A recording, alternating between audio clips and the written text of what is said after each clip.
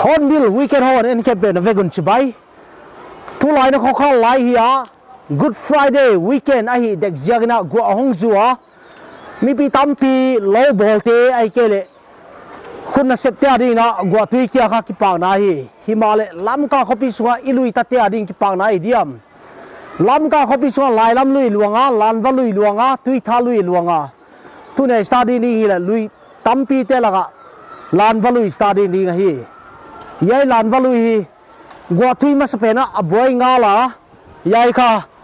dry season sunga west este ki khol na hi a tuin iwa analyze dinga iwa study dinga hi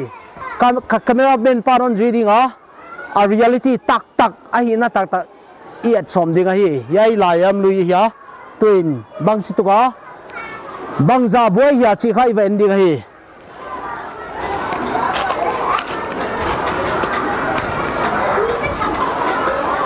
yai kadin nahi munahi le lailam lui ya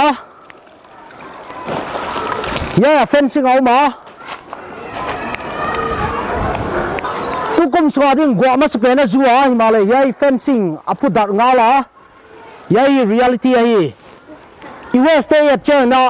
yai kadin na bangiya ichile yai ka ku wa tang lagai lam kain ku watang bang za ne lom lom ya lai lam lui teng cover dinga yai dana om gamdang le ku watang ne thau ding hi himalay ku watang bang chini kemwa igam sung cleanliness nari na asian thau na dina sum budget tampi oma himalay azam na di takta ki jang kha yam chi kha study ngai yai lui tu ding kai ya ati no na dinga ti luang non ke a yai lama leakage imuthe wa yai ka ko mo phok na ya ADC temo DC temo ikele MLA minister ten yai te ngai sakhau yam lui khap kai ke ya yai just only one example lui tampi te laga yai kha example khap chawa hi twin yai a reality bang chbang hi a hi a chi kha iwa study ding hi yai min bang hi a yai lam hi le school hi yai a tu lo non ke ya fencing a pudala yai lui kha apau the le chu lam ka mi pite na satagan samse ding hi bang jiagin mi tampin septic teng le bol ke ya yai lu ya ae gu direct na luang sa gwa west camp occupy hi twin asak lami vain ding hi yai camera kilaga par ni lui dung na sakai ding wa yai ka lui dung hi ha tu yom yam kon check di a tu le luang no lo hi ha yai te kha i civic sense gen the na tampio ma septic tank a kilam ke ya diaper ki paya plastic ki paya yai te khong i lui duai payu bang chin tu luang the dia i lui ta te wi at chang na i civic sense i nak pia ki hil ngai thak hi monsoon gua tui akema sapena hi a ki boy ngala hi itui te lon na ding mona luang ke a yai lui dung hi atui ko yaw ma ya yai lui mo dustbin bang chinaw ya gan si to diaper to plastic to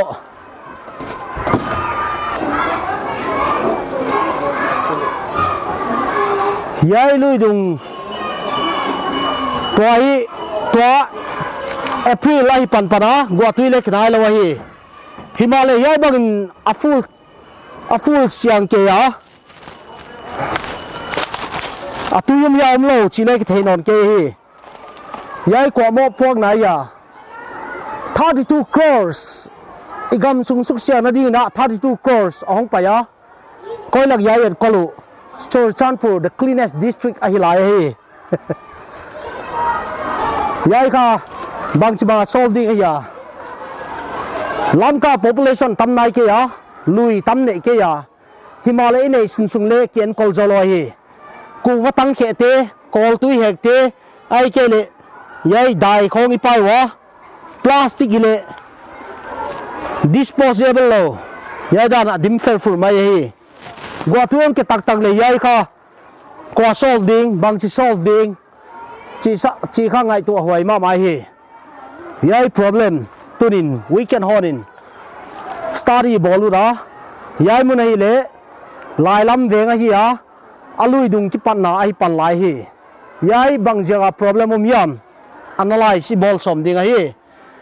yai mun tuilon dana diga Himalaya next direction a kon pai dinga yai apa di mu the ding khat chu in 210 analyze na bol ding hi ken conclusion kon hi ke dinga next direction opposite direction a kon parin yen ding hi yai kadin na hi le lailam lui ai Himalaya lui dua ku wana dam doi tang diaper plastic adim pi raum fer fura atui luan na ding luang lo ni hai lama encroachment aw hi yai bang jak ya lui dung bang chba luan sak ding ya fencing apaya ya paya Himalaya yai apuke ka alwan di bang luang non ke hi yai dustbin te kwa pa ya yai disaster de kha man made ya natural apanga ya hi ai le chu I them ke ai Himalaya yai te kha ganing pai ke ya nam dang ten pai ke ya accidental ai ke ya I pai te kha yai ong ki khola hi yai mun lailam lui ki pana hi ya low lying area te problem bang yam chi le insom tum tuyon tam tak chang na ain sungwa anwan thelo gyak thelo gwa tui azut tak chena boy atam ma ma hi yain kha banga poimo chi le igam sunga civic sense nin paidan responsibility imo puakkna cheru I theiwa yai boy nai I thei ma ma poimo hi tu ne weekend hona I cover ding le lailam lui chaw hi la ya lan valui gen nai ke dinga ai ke le tui thalui gen nai ke dinga hi biula le na par gamla lo ai ke le lamka khopi su par gamla lo yai danai situation akhang lambang chinom dia asak lambang chinom dia chi chu gen ngam nai lo hi a twin cameraman pa asak lam teng kon la sak ding hi bang chi banga yai anit dan asa dan JCB to khwaga phaya ai ke le civic sense in solve thei dia chi kha N2 te ngai tu na dinga I koi ding hi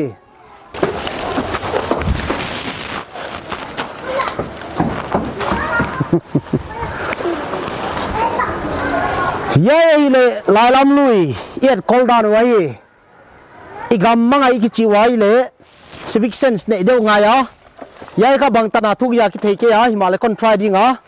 abang ka thuk ke le sinking se na hi the ya yai tui tu ai ya lui dung ai alui mo di om non ke ya dustbin waste I population khandan to kitwa gina ini net call down hi a fel zo ke ya yai ka a fan to mi sakha le 32 crore the cleanest district Hilai wa cleanest chu ha koilak aya clean na chi khai ngai tu thak ngai hi yai environment aya school on na ya naw pang tia ding trade ma mai hi yai le lamka khopi swa school poimo naw pang kum tom te da school poimo tak don school hi ya yai a toilet hi ya yai toilet kha kum tampi monsoon chen white wash hi bang jiagin yai west alwan na dimun alwan lo jiagina tui control na luang zela yai monsoon a toilet te wash zela hi igam suwa population khangta mi kitamta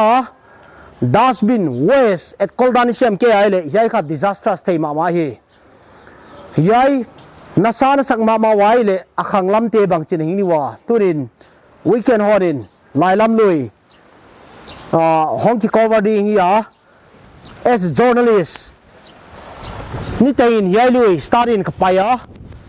Hiai Lui yet kollo dan teu yet le igam sung idna cleanliness civic sense ai kele waste management a mark kipe di hilei zero akilai he Hiai muna sangin akhang lamte boy zolai wa insomni somthum tuile tak tak chena khosa theiloin launa to khosa atamma mai Hiai le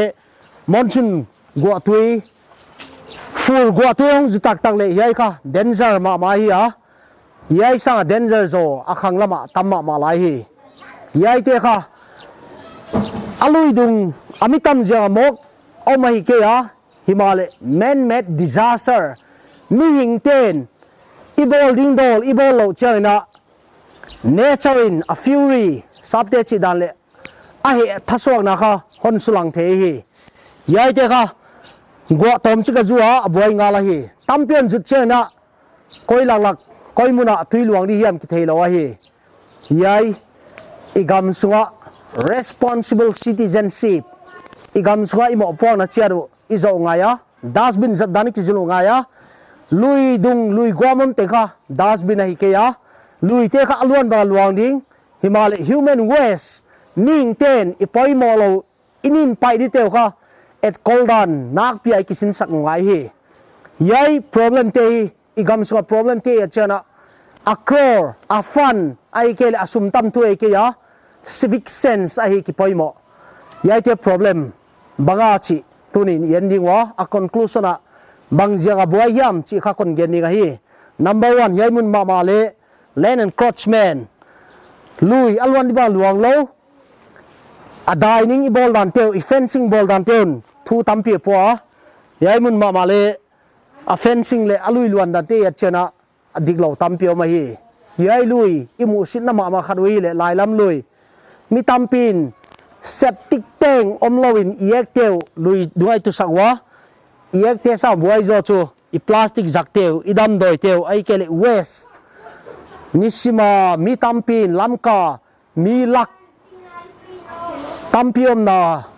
ivan zak teu iet kolke wale Hiai dana ki pailap ding ya Hiai ten hi boy na tam sangzon tu ding hi tuin khanglam ven ding wa hi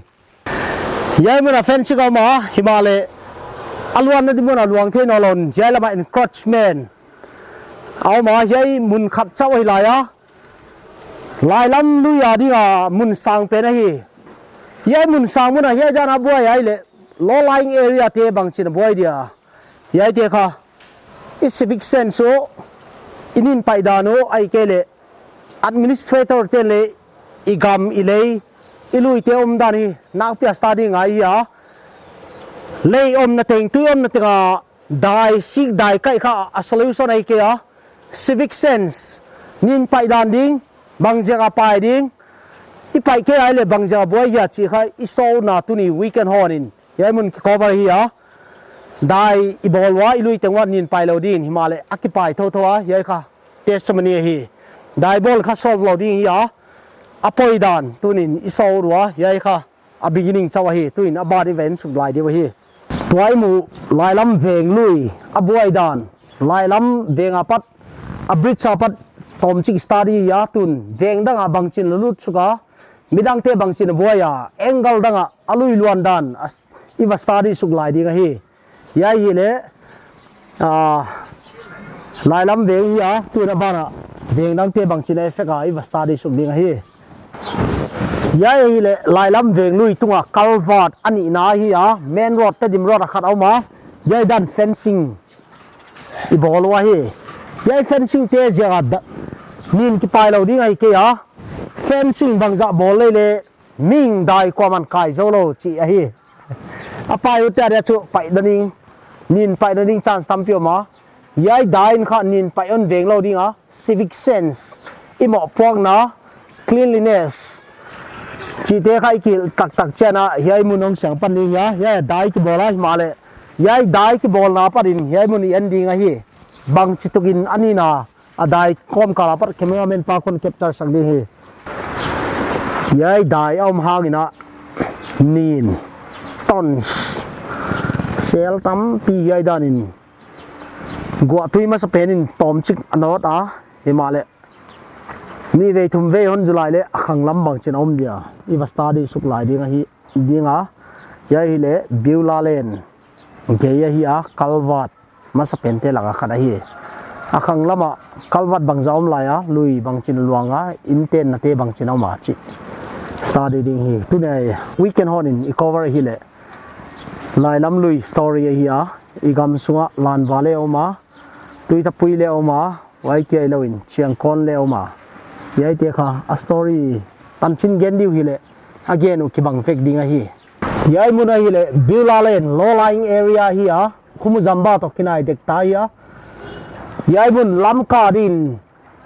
lailam vein on slout asu boy mama te la ka ya yai in te yai na pat in thumvel inundation tuina tum jela administrator den yai fencing hi sakwa tuna danom ta yai sang nyam suk zalai lai lam veng lui luan na I ai le mar veng atu suga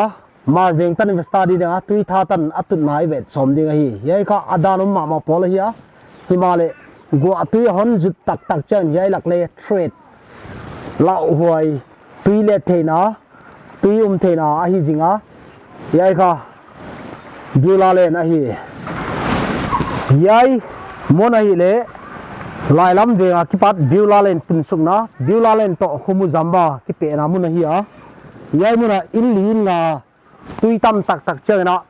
flooded inundation tui ni ya om thei zel se ka hi wa yai government in plan hi jan yai fencing kitup ta hi sakwa himale yai kha security hi tuan ke hi Lailam Lui ya parin khumu zamba luang suga rengkai a lut suk ding hi a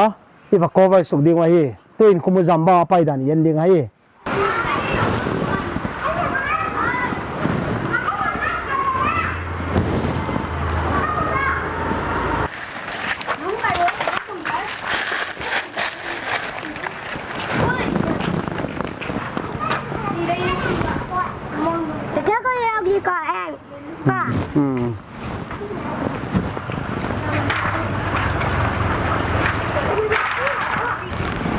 yai mun hi le khumu zamba hi a lailam veng lui bana biula len bana yai khumu zamba hi khumu zamba muna lailam lui hi abuai local ke a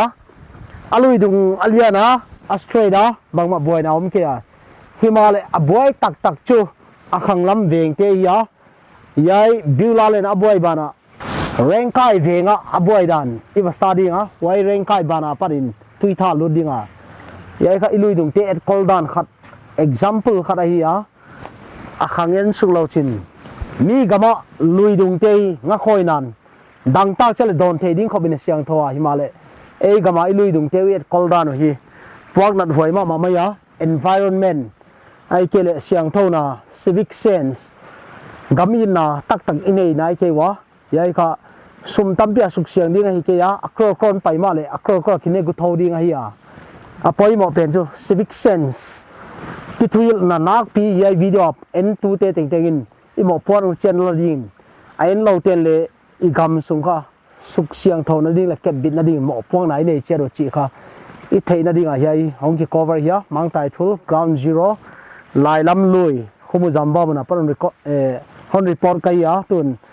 atom na ding rengkai veng event suk ding hi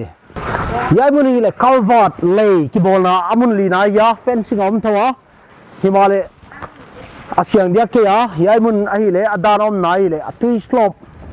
atui luan da slope jagina aboy khol ke ai male atani kha atam ma ma ya yai le bridge nga na hi ya yai bana pat mar te residence rengkai ong lut suk dia hi yai mun ahi le rengkai ICI biagin ge hi ya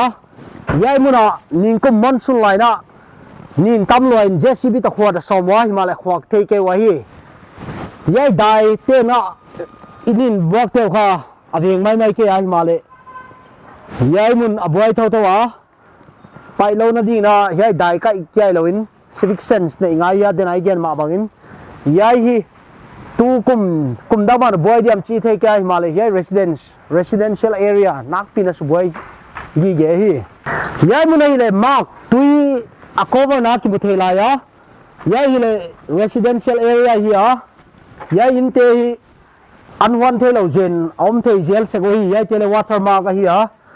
tu kumin yai te om lo na ding na inin te nak pe ve nu nga ya tui luan main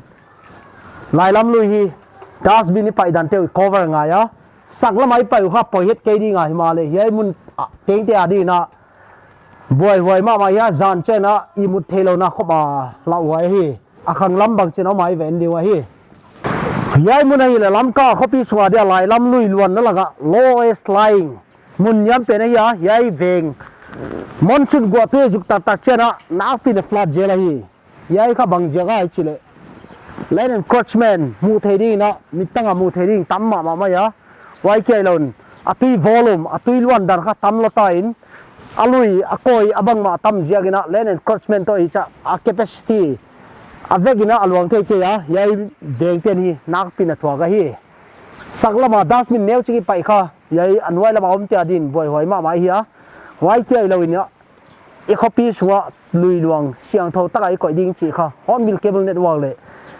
e sing tami kempel lamka khosar kempel nya irresponsibly imo pok na hi ya responsibility le imo pok na hi ya wai jang na enkol hoi tu ding e ma hi wa yai kha big stop na ya parin tui tha luang ding a tui tha lut dan i ven ding hi Hornbill weekend hon igam swa lui te kep bidding poi mo dan emphasis nak pini hit nak pini iwang gen mama ta wa tu nia ding na imit tangun Lailam lui khat chau izui lai wa yai kha reng kai han mol tui tha ton ki pe na ya tom chik amuna last point ni ven ding wa hi